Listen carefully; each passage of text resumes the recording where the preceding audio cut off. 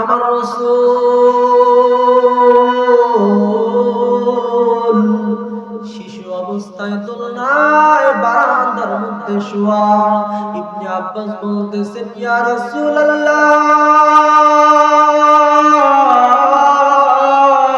ইয়া হাবিবাল্লাহ, নবী গো, আপনি যখন শিশু অবস্থায় ছিলেন আমি দেখতে পেলাম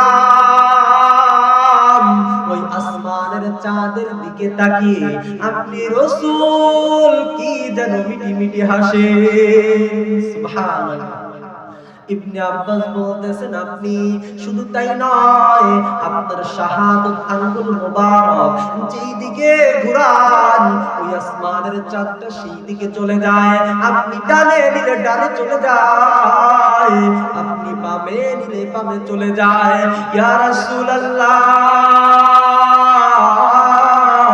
আপনি রাসূলের ওই কারামত ওই মুজিজা দেখে আমি ইবনে আব্বাস ঈমান এনেছি।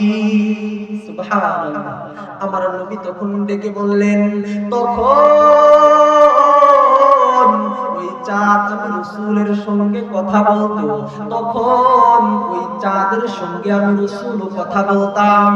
ও দয়ার নবী, মায়ার নবী, আর কি হয়েছে? তখন আমার নবী ডেকে বললেন, ওই আসমানের চাঁদ আমি রাসূলের ক্রন্দন, আমি রাসূলের কান্নাকে ভুলানোর জন্য সান্ত্বনা দিত। সুবহানাল্লাহ।